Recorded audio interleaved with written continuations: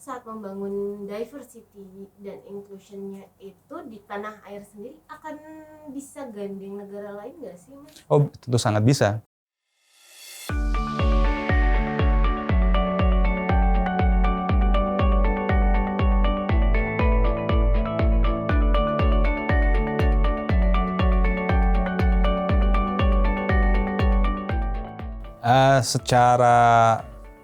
Pada dasarnya kita punya feature yang luar biasa kaya dengan kekayaan kultur, adat, budaya di Indonesia yang sudah berabad-abad turun. Ini menjadi kekayaan kultur yang luar biasa. Tapi satu sisi menjadi tantangan bagaimana mengelola keberagaman itu di berbagai macam sektor. Pendidikan, ekonomi, politik, sosial, dan lain-lain sebagainya. Jadi satu sisi itu potensi yang luar biasa, satu sisi menjadi tantangan yang ada di Indonesia. Ya tentu inklusivitas ini kita berbicara juga dari bagaimana kita terbuka dengan berbagai macam kelompok masyarakat yang berbeda-beda tadi, dengan berbagai macam kebutuhan yang berbeda-beda. Baik secara kebutuhan secara fisik, kebutuhan secara kebudayaan, kebutuhan secara kelas sosial, dan lain sebagainya, sehingga mereka bisa terbuka dan masuk ke dalam setiap aktivitas kehidupan masyarakat secara normal.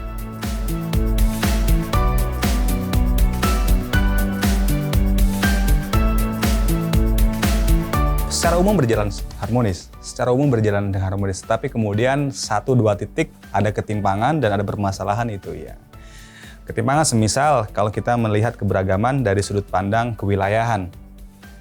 Bagaimana kemudian wilayah-wilayah yang berada di pulau-pulau yang bukan pulau utama yang ada di Indonesia itu masih sulit bagaimana mereka bisa memberikan akses pendidikan yang layak dan baik untuk warga dan masyarakatnya. Begitu juga di tempat-tempat yang lain seperti pulau terpencil atau perbatasan atau daerah-daerah yang masih kategorinya kurang terbangun itu menjadi permasalahan sendiri. Jadi perbedaan yang ada itu kemudian ditimpa dengan kesenjangan sosial dan ekonomi sehingga itu seolah menjadi hal yang menumpuk dan ini tentu kita tidak ingin ini terjadi. Sisi harmoninya, ya luar biasa kita bisa belajar di satu universitas yang sama, di satu sekolah yang sama dengan latar belakang yang berbeda, dengan kesukuan yang berbeda, bahasa yang berbeda pula. Saya kira ini hal yang luar biasa yang bisa Indonesia lakukan hari ini dan perlu kemudian diperkenalkan ke luar negeri melalui forum G20 pada hari ini.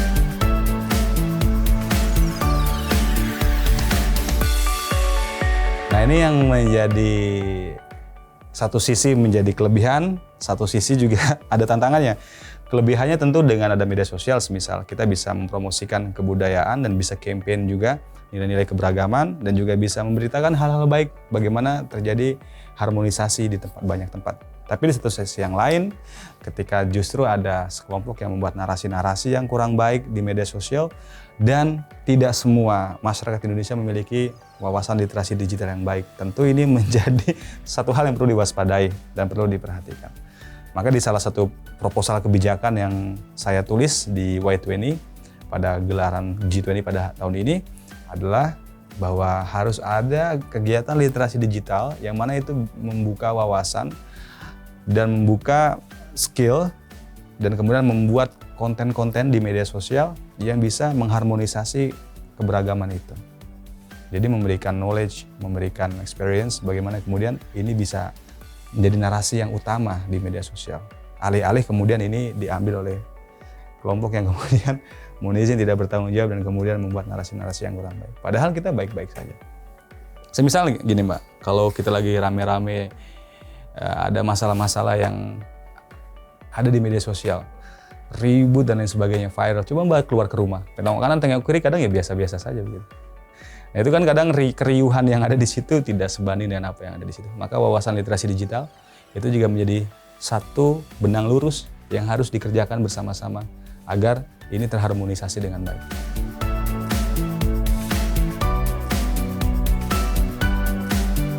Ya, nah makanya di forum Y20 banyak sekali cross-cutting proposal yang cross-cuttingnya di isu-isu transformasi digital. Kita bicara ketenagakerjaan, pasti di sana ada isu digitalisasi.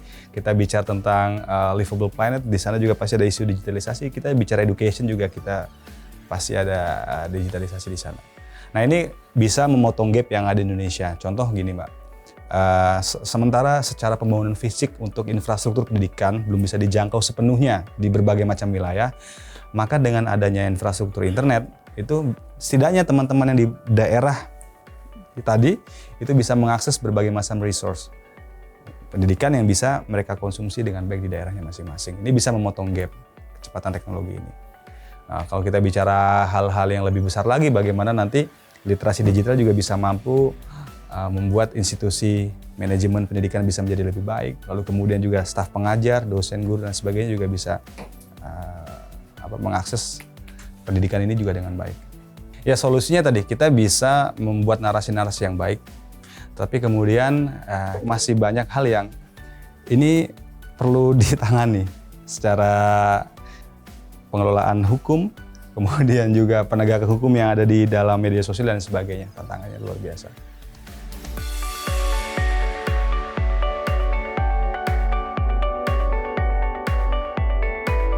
Oke, jadi Indonesia ini kan contoh negara yang bisa mengelola keberagamannya dengan baik. Tadi ya, saya sampaikan ada bahasa yang berbeda, suku yang berbeda, agama yang berbeda, tetapi kita semua bisa mengelola itu dengan baik di berbagai macam sektor, ekonomi, pendidikan, sosial, kebudayaan, dan lain sebagainya. Politik juga masuk ke situ. Nah tentu contoh ini yang ingin kita angkat ke forum-forum seperti G20, karena pada faktanya Mbak bisa lihat sendiri, masih banyak negara yang belum selesai konflik, belum selesai permasalahan di wilayah masing-masing, bahkan peperangan yang terjadi begitu. Itu karena bagi saya gagap dalam mengelola perbedaan, gagap dalam mengelola keberagaman yang ada di negaranya masing-masing. Padahal ketika keberagaman bisa dikelola dengan baik, itu bisa menjadi hal yang luar biasa. Harmonisasi dan culture bisa hidup bersama-sama tanpa kemudian ada chauvinisme. Menganggap satu kebudayaan ini lebih baik dari kebudayaan yang lain.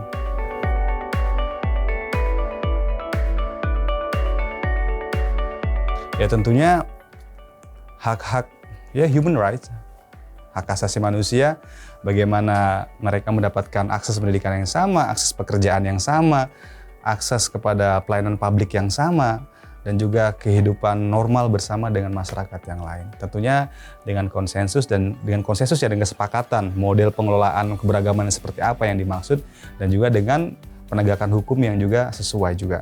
Sehingga nanti kita semua bisa hidup harmoni.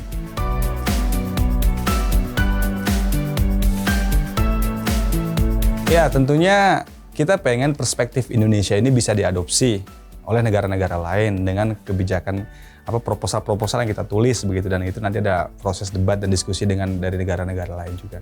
Dan saya kira mereka cukup respect dan mereka cukup senang karena ketika melihat gelaran Y20 maupun G20 yang ada di Indonesia, mereka tentu sudah research tentang bagaimana keberagaman yang ada di Indonesia dan lain sebagainya.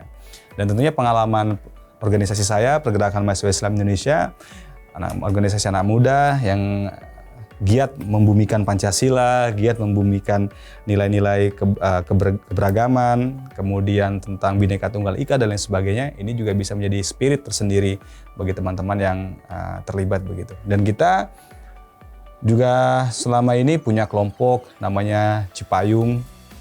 Nah itu ada teman-teman dari Kristen, ada teman-teman dari Hindu, Buddha, Katolik begitu, dan juga kelompok Muslim kan juga banyak. Itu kita biasa melakukan kegiatan bersama-sama. Bahkan kita apa tuh Mas Cipayung. Ya tadi. Jadi saya dari PMI nih, ada Pergerakan Mahasiswa Islam Indonesia.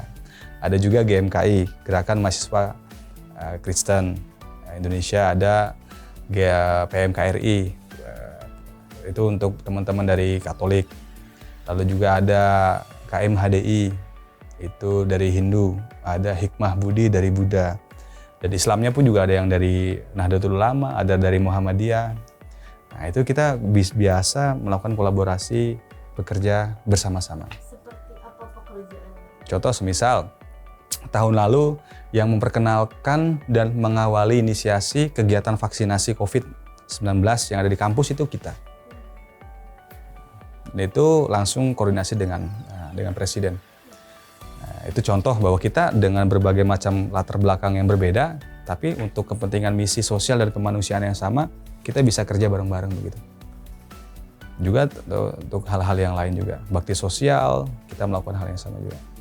Dan juga kita dialog-dialog keberagaman sampai ke tingkat provinsi dan kota kabupaten. Jadi nggak cuma di Jakarta.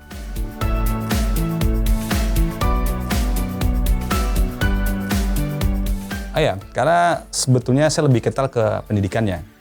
Ya, karena saya selain jadi ketua umum di Pergerakan Mahasiswa Islam Indonesia, saya juga mengelola pondok pesantren dengan keluarga besar saya begitu. Dan bagi saya pendidikan merupakan salah satu kunci untuk semua permasalahan yang ada di negara manapun.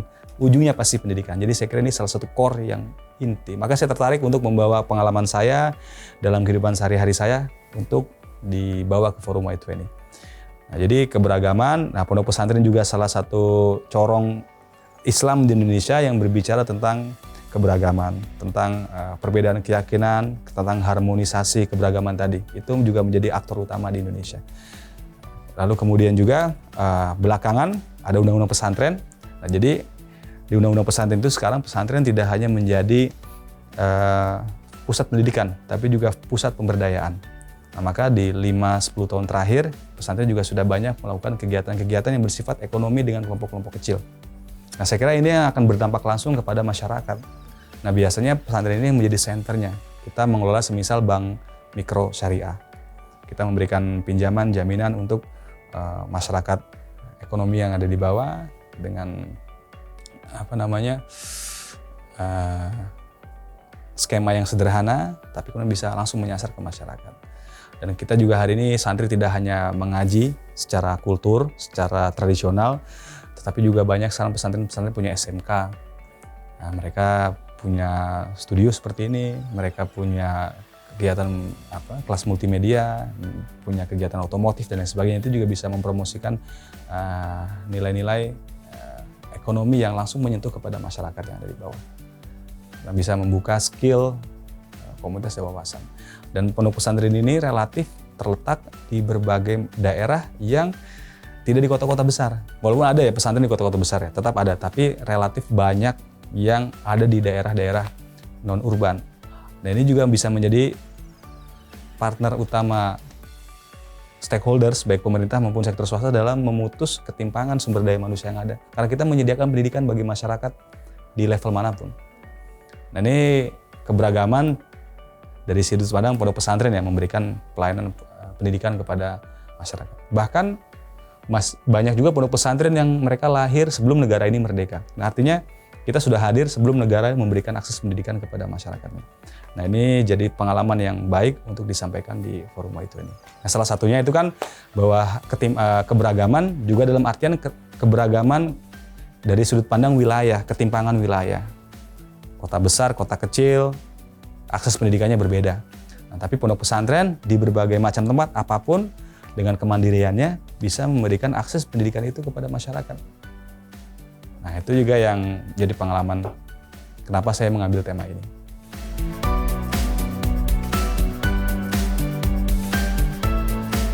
Jadi sebenarnya hal yang unik ya, karena terutama pondok pesantren yang tradisional. Saya selalu memperkenalkan kepada mereka bahwa ini ada sistem pendidikan tradisional, kita living together, dan pembelajaran tidak hanya ada di kelas ketika guru dan murid masuk ke dalam ruangan yang sama, lalu setelah itu tidak ada pendidikan lagi. Di sana 24/7, jadi ya istilah full day school itu istilah saja, tapi di pesantren itu sudah ratusan tahun yang lalu sudah dijalankan di situ. Bagaimana santri bisa hidup bersama dengan masyarakat, mereka hidup bersama-sama dengan para gurunya, para ustadz dan kiainya, dan mereka bisa berinteraksi dengan sesama teman yang berbeda wilayah.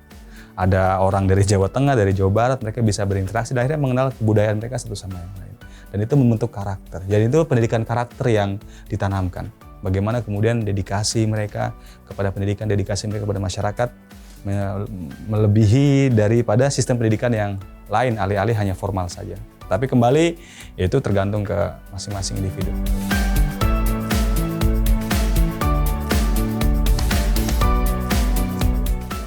Secara langsung tidak, karena kita kan karena kalau kita discuss detail, tentu itu akan banyak detail yang berbeda dari negara yang lain. Tapi kita mencari common sense-nya, kita mencari prinsip-prinsip yang bisa menyatukan kita semua. Dan ketika kita bicara tentang policy proposal pun, kita nggak turunannya nggak detail karena itu nanti turunannya kebijakan. Jadi kita bicara prinsipalnya aja, bicara prinsip, bicara asas, bicara pondasi pokoknya apa yang harus sama.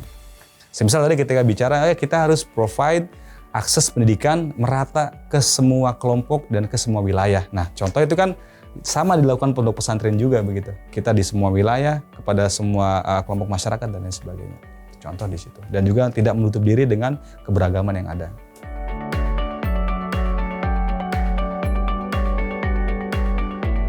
Ya, tentu tapi melalui kesepakatan tadi. Karena kita akan berdiskusi dengan pemuda-pemuda dari 20 negara tadi.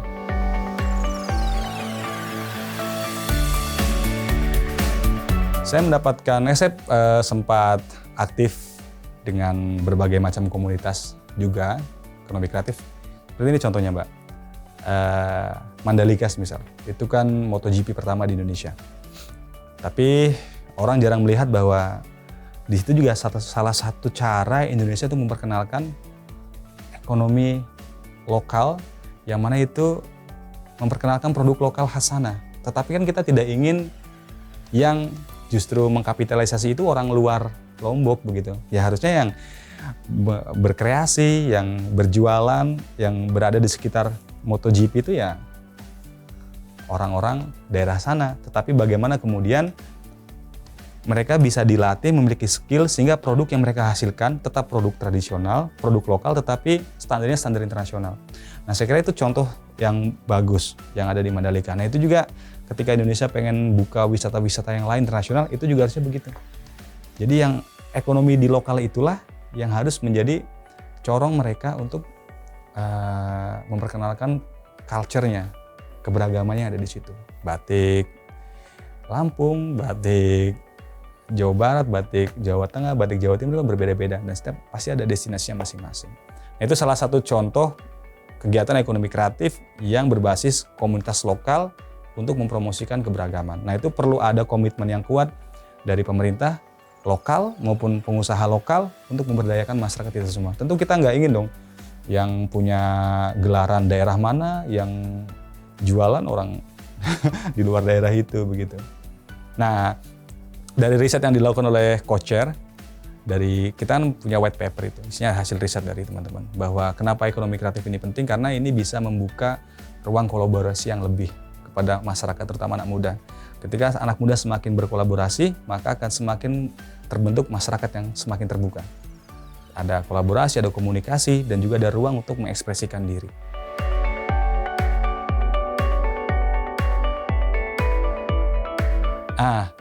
Ini yang sedang saya bicarakan di mana-mana.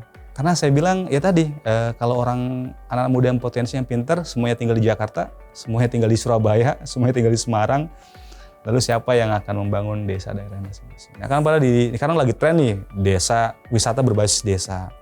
Saya kira itu akan sangat potensial beberapa tahun yang akan mendatang. Ketika itu bisa dikelola dengan baik dan punya kolaborator yang dari anak-anak muda. Karena anak muda punya energi, mereka terkoneksi, mereka tidak lelah untuk belajar, tidak lelah untuk berinovasi dan berimprovisasi. Dan itu perlu dorongan anak-anak muda. Dan saya akan sangat banyak wisata-wisata yang berbasis desa atau berbasis komunitas yang bisa didorong anak-anak muda di daerah. Daripada, mohon maaf, semisal yang membangun justru investor yang memiliki kekuatan kapital begitu kan, lalu kemudian dikelola, justru keuntungannya tidak ada untuk masyarakat lokal.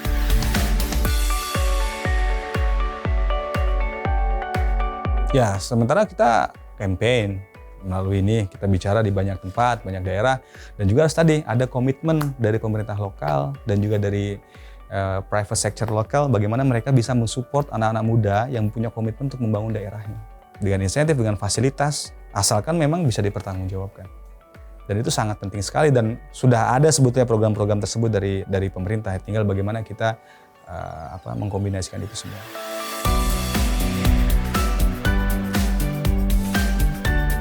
Iya, tentu kan kita bicara stakeholders, kita bicara pemangku kepentingan, kita bicara policy, bicara sebuah kebijakan, nggak bisa berdiri tunggal. Di situ ada sektor pemerintah, ada sektor swasta, dan kita sebagai society. Nah itu harus kita sebut itu sebagai governance, dan nanti akan bisa membuat satu situasi atau satu kebijakan yang bisa menghasilkan kebijakan yang sesuai untuk tema-tema yang tadi.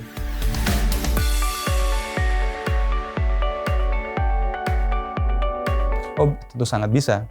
Maka kita juga mendorong adanya global cooperation. Jadi kerjasama global, kita bisa saling kirim ahli, semisal ahli dari Jepang datang ke Indonesia, ahli dari Indonesia juga datang ke Jepang, apa yang tidak dimiliki Jepang, Indonesia punya, kita kirim ke sana ahlinya begitu. Itu kita sebut sebagai kolaborasi.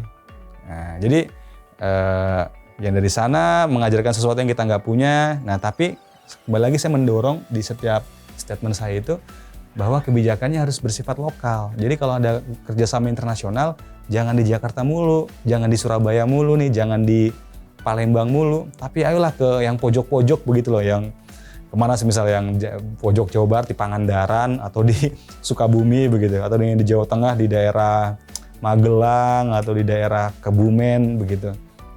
Nah, jadi saya mendorong bahwa kerjasama global, baik itu pertukaran ahli atau bahkan pertukaran bantuan itu tidak berhenti di kota besar, tetapi harus menyasar sampai ke kota-kota kecil dan juga melibatkan aktor-aktor lokal.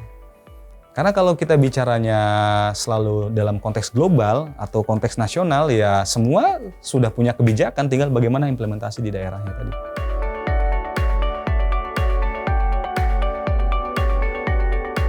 Kalau dalam waktu dekat, saya kira ya semua hal pasti ada yang bisa dikerjakan dalam waktu dekat, dalam jangka menengah dan dalam jangka panjang begitu. Tapi semisal Mbak ya, pengalamanku. Jadi saya pernah bekerja sebagai returning expert, ahli yang dipulangkan. Itu dari GI, ini saya belajar di program tersebut, tapi nggak apa-apa saya sampaikan ya. Itu dari GIZ, Gesellschaft Internationale Zusammenarbeit. Itu organisasi kerjasama Jerman untuk internasional. Nah, jadi bagaimana ahli-ahli dari negara-negara berkembang itu dipulangkan ke negaranya masing-masing, di-provide support sampai kalau mereka mau research, mereka butuh equipment, mereka sediakan semuanya agar mereka hidup bersama di negaranya dengan komunitasnya. Itu saya kira satu kebijakan yang bisa diadopsi, bagaimana kemudian anak-anak muda juga bisa kembali ke daerahnya masing-masing. Bisa kemudian semisal tadi daerah-daerah yang saya sebut, pemerintah kabupatennya membiayai 1-2 anak muda yang pintar, lalu kemudian dikolaborasi juga dengan sektor swasta. Apa yang mau kamu kerjakan? Apa lingkungan, ekonomi, pendidikan? Oke, ini fasilitasmu, ini biayamu, lalu kamu kerjakan bersama-sama dengan masyarakat. Tetapi please don't do it only in big cities, but come back to your hometown, balik ke komunitasmu, kerja bareng dengan mereka. Dan kadang perspektif yang kita diskusikan nih, di sini kadang beda dengan apa yang teman-teman rasakan di wilayah-wilayah tadi. Nah, itu saya terinspirasi, saya 2 tahun kerja bareng GIZ begitu untuk mengerjakan hal-hal demikian. Nah, itu contoh hal yang bisa diadopsi. Dan jadi kalau bisa dikerjakan dalam waktu dekat atau apa ya tergantung dari will masing-masing gitu. Berarti kemungkinannya butuh waktu berapa lama sih? Iya, tergantung kebijakannya juga. Tergantung kebijakannya juga. Nanti apa yang disepakati. Misal kita menyepakati negara-negara G20 harus komitmen menyediakan akses internet ke setiap sekolah, seluruh sekolah yang ada di Indonesia dengan gratis misal. Itu kan tergantung kemampuan bagaimana negara itu mendrive kebijakan itu di masing-masing daerahnya. Bisa saja kemampuan Indonesia dengan kemampuan Jepang akan berbeda dalam implementasi kebijakan tersebut. Tapi saya kira kita dari pemerintah saya lihat juga sektor swasta pada hari ini ada kok. Kita tetap optimis day by day itu berjalan dengan baik.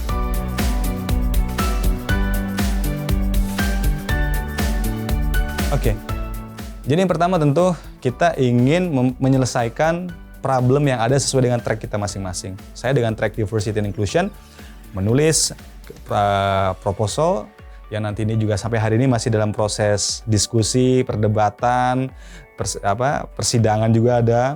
Nanti kita tulis itu masing-masing. Jadi harapannya tentu semua kebijakan yang kita tulis itu bisa diadopsi oleh masing-masing negara, khususnya untuk isu-isu kepemudaan karena Y20 kita berbicara isu kepemudaan karena engagement grupnya banyak banget. Ada Business 20, ada Women 20, ada Parliamentary 20. Nah, ini kita di Youth 20-nya. Harapannya yang kita tulis semuanya itu bisa diimplementasikan dengan baik oleh semua negara G20 yang ada di 20 negara tersebut, khususnya yang ada di Indonesia. Ya tadi contohnya, semisal open access internet ke seluruh sekolah yang ada di Indonesia, lalu kemudian ada juga kita komitmen memberikan akses pendidikan yang merata di setiap wilayah yang ada di Indonesia tanpa melihat latar belakang kelas, latar belakang sosial, ekonomi, gender dan lain sebagainya, agama kepada mereka begitu.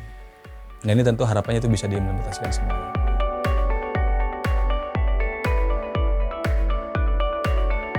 Oh banyak sekali. Jadi 4 track itu masing-masing punya working groups.